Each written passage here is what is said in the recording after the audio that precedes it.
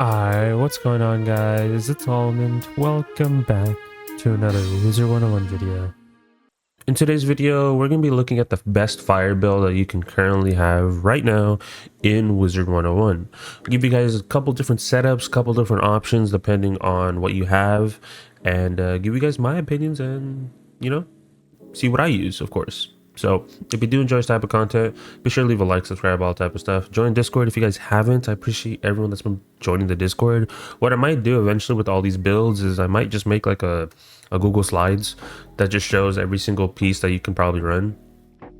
And like, you can switch it up depending on what you have, which it's been on my plate, but it's just a lot of things I have to record and edit, so I haven't had the time. So give me time and I'll probably put it in the Discord as well, of course.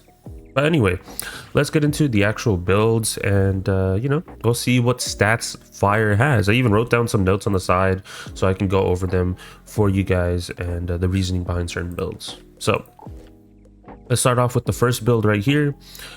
This isn't the build that I am currently rocking. The second one is actually the one that I'm leaning towards most because after I made my storm video, I decided to redo this video, of course, as well, and tweak my fire stats as well, because I was like, okay, wait, I can probably make this a little bit better too.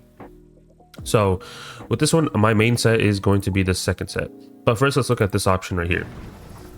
So with this setup, you are using a pierce mount. If we look at that hat, we got reavers. Sockets don't matter, put on whatever sockets you want. You're not really going to be using this aura either because, hey, I haven't had a reason to use furnace. We all know we all use Scald, we just do Scald and Incendiate, so we don't even get the time. And even if we do get the time, everyone just uses Frenzy or Reinforce, of course. So there's that. And then the robe, Nullity with this setup. Nullity is still a good staple. I'm really waiting for a 170 version of this, maybe come back in a different style.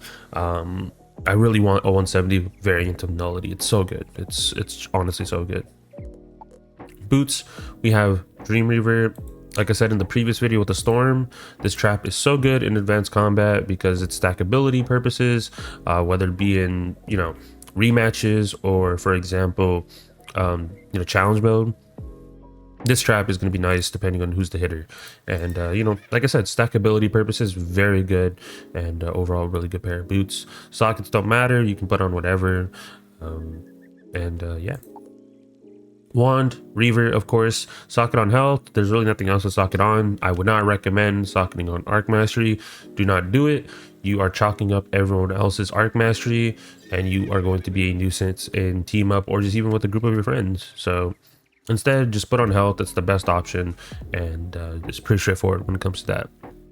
Now, of course, you can switch the wand to Shabalba. If you have the Shabalba 170 wands, that is like another option. It's basically the same wand. Instead of Pip Conserve, it gives you Shad rating, which honestly a lot of people do prefer, and I'm obviously going to be switching to that too.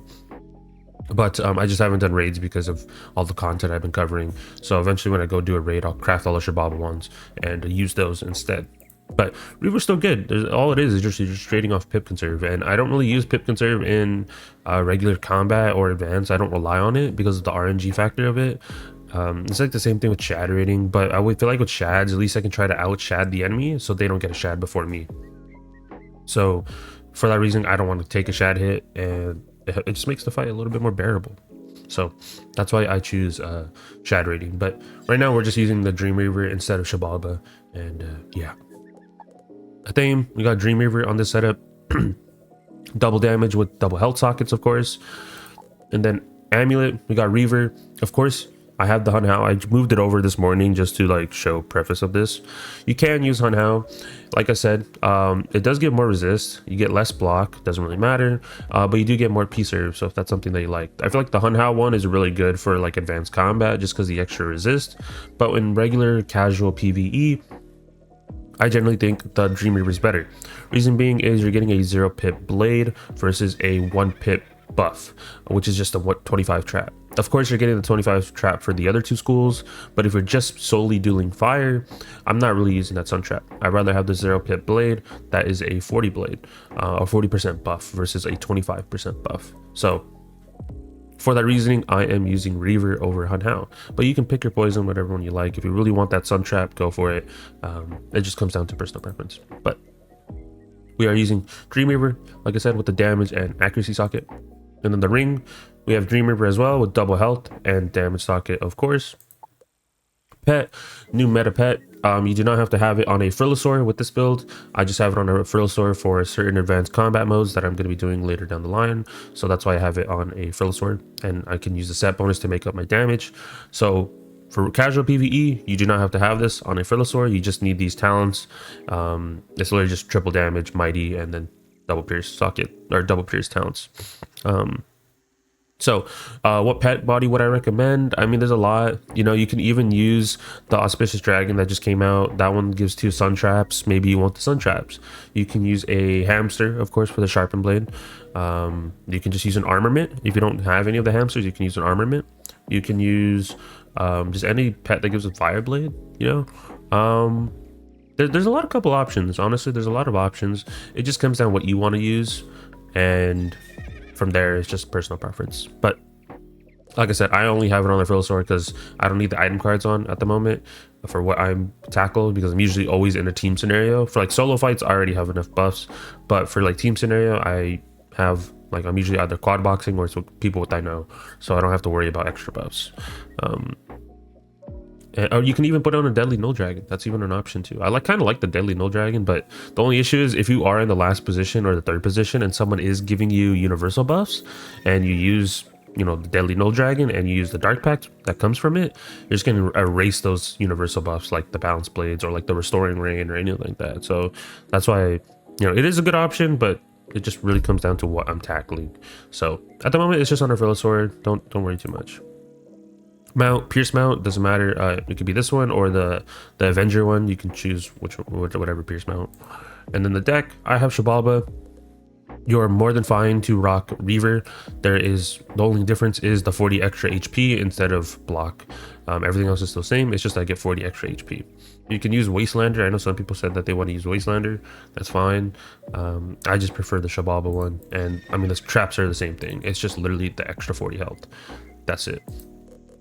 But with this particular setup, we have 239 damage with 49 pierce. Of course, this was the original setup that I was using, and it was pretty stable overall. Like, of course, I'm hitting all the caps and everything like that, and all like, you know, accuracy and, you know, power pips and stuff like that. So I hit all those things. But the second build is honestly my new favorite, because yes, this build, the current build that I have equipped, does give me 239 with 49 pierce. But the second one, I think I prefer a lot more. So if we equip this one, you can see I lose 1 damage. So instead of having 239, I will have 238.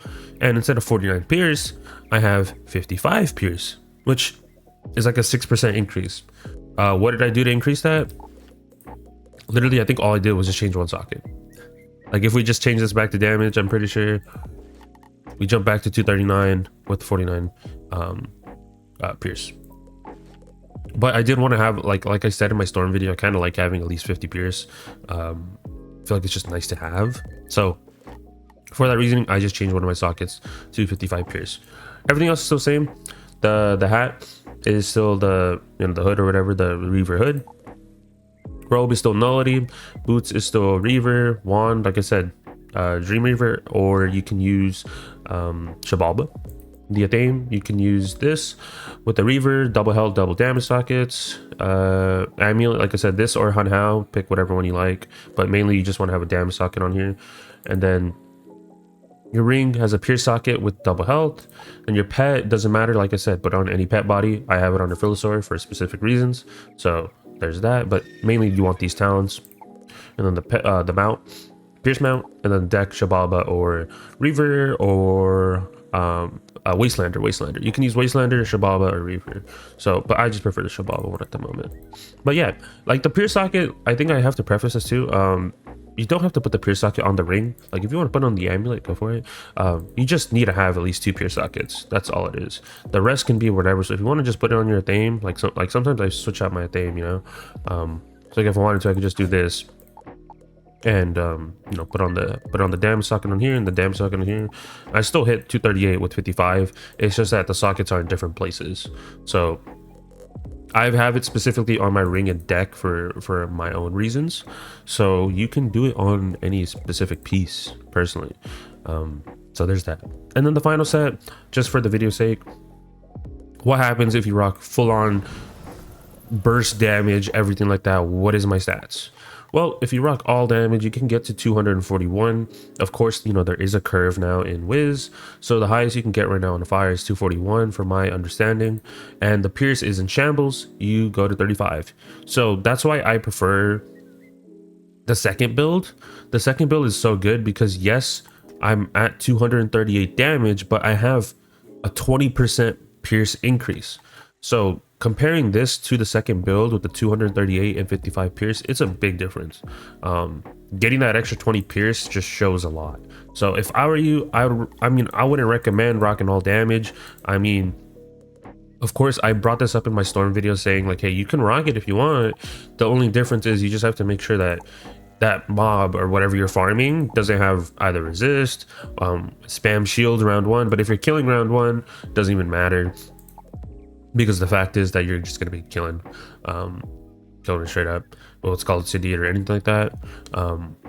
So it's not too much of an issue. And I think, of course, if you take off the mount, so we're at 241.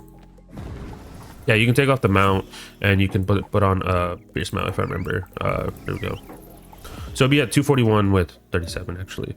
But still, it's still like almost a net 20% pierce increase. So there's that. Would I recommend this particular setup?